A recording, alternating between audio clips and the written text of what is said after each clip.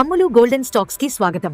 భారతీయ stock market పై నమ్మకమైన research, analysis, trading updates మరియు investment ideas కోసం మీకు సరైన స్థలం. Hello and welcome.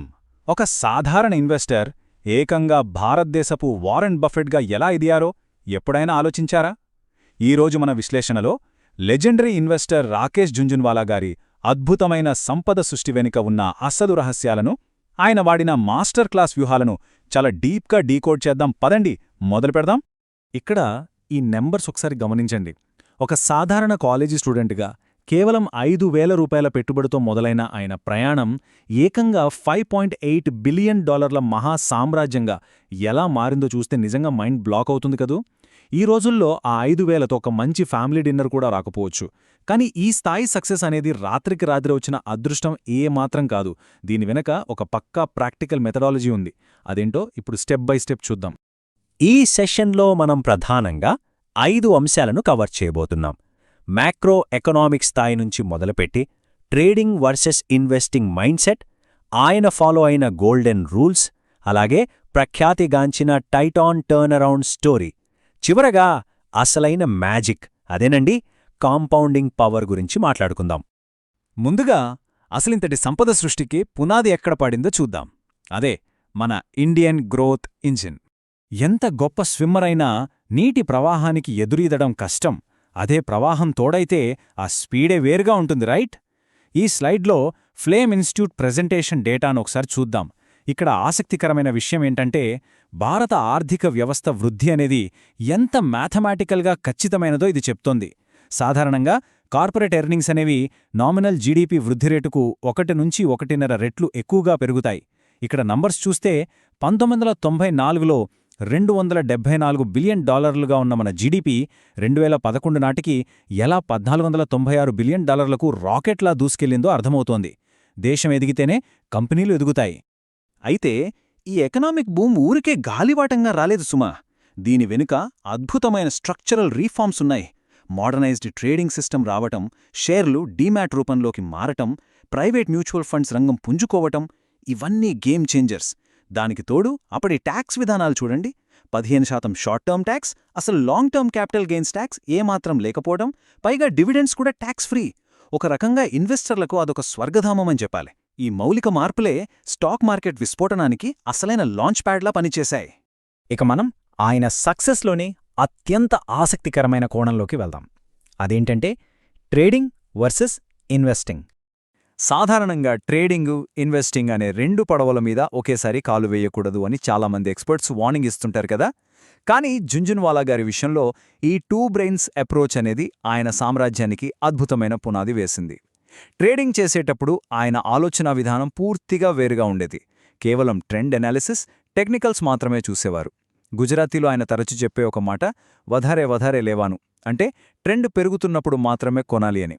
ఒకవేళ లెక్క తప్పితే ముందే పెట్టుకున్న స్టాప్ లాస్ దగ్గర ఏమాత్రం ఎమోషన్స్ లేకుండా నష్టాన్ని కట్ చేసుకుని బయటకొచ్చేవారు.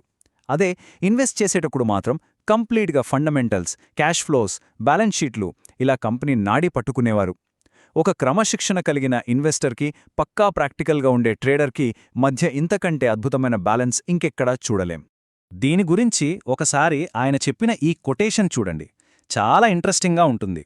ఒక మీటింగ్లో అసలు ట్రేడింగ్ ఎందుకు చేస్తారు అని అడిగినప్పుడు ఆయనిచ్చిన బోల్డ్ ఆన్సర్ ఇది. నేను మార్కెట్లోకి కేవలం 5,000 రూపాయలతో వచ్చాను. స్టార్టింగ్లో నా క్యాపిటల్ అంతా ట్రేడింగ్ ద్వారానే సంపాదించాను. మరి నాకు పెట్టుబడి పెట్టడానికి డబ్బు ఎవరిచ్చారు? మీ నాన్న, మా నాన్న అని చాలా సూటిగా అడిగేశారు. దీన్ని బట్టి అర్థం చేసుకోవచ్చు, ట్రేడింగ్ అనేది ఆయన దృష్టిలో లాంగ్ టర్మ్ ఇన్వెస్ట్మెంట్కి అవసరమైన ఫండ్స్ని క్రియేట్ చేసే ఒక పవర్ఫుల్ ఇంజిన్. మరి ఇంతటి ప్రయాణంలో ఆయన ఫాలో అయిన అసలైన గైడింగ్ ప్రిన్సిపల్స్ ఏంటి? అవే big bull golden rules. Trading అయినా, లాంగ్ టర్మ్ ఇన్వెస్టింగ్ అయినా ఆయన తీసుకున్న ప్రతి నిర్ణయం వెనుక ఈ 10 ఖచ్చితమైన నియమాలు ఉన్నాయి. ఇవి కేవలం బుక్స్లో చదువుకోవడానికి కాదు, ప్రాక్టికల్గా అప్లై చేయడానికి. మార్కెట్ను ఎప్పుడూ గౌరవించడం, ఫైటింగ్ స్పిరిట్ని అలవర్చుకోవడం, అలాగే నష్టాలను ముందుగానే ఊహించి సిద్ధంగా ఉండటం, ఇవి చాలా కీలకం. ఇక్కడ అత్యంత ఇంపార్టెంట్ పాయింట్ ఏంటంటే రిస్క్ మేనేజ్మెంట్ మరియు సరైన వాల్యుయేషన్ల దగ్గర మాత్రమే కొనడం. ఎప్పుడూ తొందరపడి నిర్ణయాలు తీసుకోకూడదు. అందరూ భయపడుతున్న కరెక్షన్ టైంలో ధైర్యంగా అడుగు ముందుకు వేయడం, మార్కెట్ టైమింగ్ చేయడానికి ఎప్పుడూ ట్రై చేయకపోవడం, ఇలాంటి రూల్స్ ఆయన ఒక లెజెండ్ని చేశాయి. ఇవన్నీ వినడానికి చాలా బావున్నాయి కదా, కాని ఇక్కడే ఒక అసలైన ప్రశ్న వస్తుంది.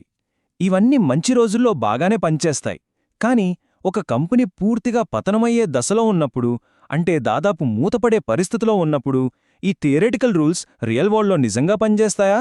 దీనికి పర్ఫెక్ట్ ఆన్సర్ దొరకాలంటే మనం ఆయన్ని బిగ్ బుల్గా మార్చిన అసలైన మాస్టర్ స్ట్రోక్ గురించి మాట్లాడుకోవాలి. అదే టైటన్ టర్నరౌండ్ స్టోరీ. ఒకసారి మనము 2003 నాటి పరిస్థితుల్లోకి వెళ్దాం. కోర్సర్ పార్క్ అడ్వైజర్స్ రిపోర్ట్ ప్రకారం అప్పట్లో టైటాన్ పరిస్థితి ఎలా ఉండేదో ఊహించండి. యూరోప్లో వాళ్లు పెట్టిన సబ్సిడరీల వలన విపరీతమైన నష్టాలొస్తున్నాయి. బ్యాలెన్స్ షీట్ చూస్తేనేమో కొండంతప్పులు, దానికి తోడు పూర్తిగా పడిపోతున్న ప్రాఫిట్ మార్జిన్స్. అక్షరాల కంపెనీ పీకంలోతు కష్టాల్లో ఉంది. కట్ చేస్తే సరిగ్గా అదే సమయంలో సగటున కేవలం ₹3.30 ధరకు ఆయన అందులో ఎంట్రీ ఇచ్చారు. అసలొక కంపెనీ ఇంతటి దారుణమైన సంక్షోభంలో ఉన్నప్పుడు అందులో ఇన్వెస్ట్ చేయాలంటే ఆయన ఎంత డీప్గా హోంవర్క్ చేసి ఉండాలో అర్థం చేసుకోవచ్చు. మరిక్కడ్నుంచి కథ ఎలా మలుపు తిరిగిందో చూద్దాం. ఏ కంపెనీ అయినా కోలుకోవాలంటే కఠినమైన సర్జరీలాంటి నిర్ణయాలు తప్పనిసరిగదా? భాస్కర్ భట్ గారు సీఈఓగా పగ్గాలు చేపట్టాక ఏకంగా 20% సిబ్బందిని లే ఆఫ్ చేయడం, 57 రోజులపాటు ఫ్యాక్టరీని లాకౌట్ చేయడం లాంటి అత్యంత కఠినమైన నిర్ణయాలు తీసుకున్నారు. ఆ తర్వాత తనిష్క్ బ్రాండ్ని సామాన్య భారతీయులకు కూడా కనెక్ట్ అయ్యేలా మార్చారు. ప్రాజెక్ట్ ఆస్పైర్ అని ఒకదాన్ని తెచ్చి సప్లై చైన్ని పూర్తిగా రిపేర్ చేసి ఇన్వెంటరీని ఏకంగా సగానికి తగ్గించేశారు. స్ట్రాంగ్ లీడర్షిప్, అవసరమైనప్పుడు తీసుకునే కఠిన నిర్ణయాలే ఒక కంపెనీ పునరుజ్జీవనానికి అసలైన పునాది అని చెప్పడానికి ఇదొక బెస్ట్ ఎగ్జాంపుల్. ఇక దీని రిజల్ట్ ఏంటో తెలుసా? జస్ట్ 14 ఏళ్లలో ఏకంగా 225 రెట్ల లాభం. వినడానికి నమ్మశక్యంగా లేదు కదా, కానీ ఇది నిజం. 2003 జూన్లో కొనుగోలు చేసిన ఆ 4% వాటా ఏకంగా 225 బ్యాగర్గా అవతరించింది. ఫండమెంటల్స్ మీద, ఒక విజనరీ మేనేజ్మెంట్ మీద నమ్మకం ఉంచితే లాభాలు ఏ స్థాయిలో ఉంటాయో చెప్పడానికి ఇండియన్ స్టాక్ మార్కెట్ హిస్టరీలోనే ఇదొక ఎపిక్ స్టోరీ. ఇక ఈ విశ్లేషణలో మనం చివరి మరియు అత్యంత కీలకమైన ఘట్టానికి చేరుకున్నాం. అదే the ultimate engine of wealth, power of compounding. మనం ఇందాక మాట్లాడుకున్న మ్యాక్రో ఎకనామిక్స్, ఆ 10 రూల్స్, టైటాన్ స్టోరీ, వీటన్నిటిని ఒకచోట చేర్చి మ్యాజిక్ చేసేది ఈ కాంపౌండింగ్ మాత్రమే. ఒక ఇన్వెస్టర్కి ఉండే ఓపిక అనేది మ్యాథమెటికల్గా ఎంతటి విస్ఫోటనాన్ని సృష్టిస్తుందో ఇక్కడ ఈ నంబర్స్ క్లియర్గా ఎక్స్ప్లెయిన్ చేస్తున్నాయి. ఒకసారి ఈ టేబుల్ని గమనించండి. మీరు పెట్టిన పెట్టుబడికి 15 నుండి 25% రిటర్న్ జనరేట్ అవుతూ అది ఒక 25 ఏళ్లపాటు కంటిన్యూ అయితే అది ఎలా ఎక్స్పోనెన్షియల్గా పెరుగుతుందో చూస్తే ఆశ్చర్యం వేస్తుంది కదా. లాంగ్ టర్మ్ మార్కెట్లో నిలబడితే ఆల్బర్ట్ ఐన్స్టీన్ చెప్పిన 8వ వింత ఎలా పనిచేస్తుందో అనడానికి ఇంతకంటే మంచి ప్రూఫ్ దొరకదు. సో ఇదంతా చూశాక ఫైనల్గా మనం వేసుకోవాల్సిన ఒకే ఒక్క ప్రశ్న ఏంటంటే, ఒక ఇన్వెస్ట్మెంట్కి దశాబ్దాలపాటు టైం ఇచ్చి ఆ కాంపౌండింగ్ మ్యాజిక్ జరిగే వరకు వెయిట్ చేయగల ఐరన్ లాంటి పేషెన్స్ ఉందా? లేక మార్కెట్ కాస్త పడిపోగానే టెన్షన్ పడి నష్టాలకు అమ్ముకుని పారిపోతామా? ఈ బిగ్ బుల్ స్టోరీలో మనం నేర్చుకోవాల్సింది కేవలమైన సంపాదించిన కోట్లు కాదు, ఆయన చూపించిన ఆ క్రమశిక్షణ, ఆ ఓపిక.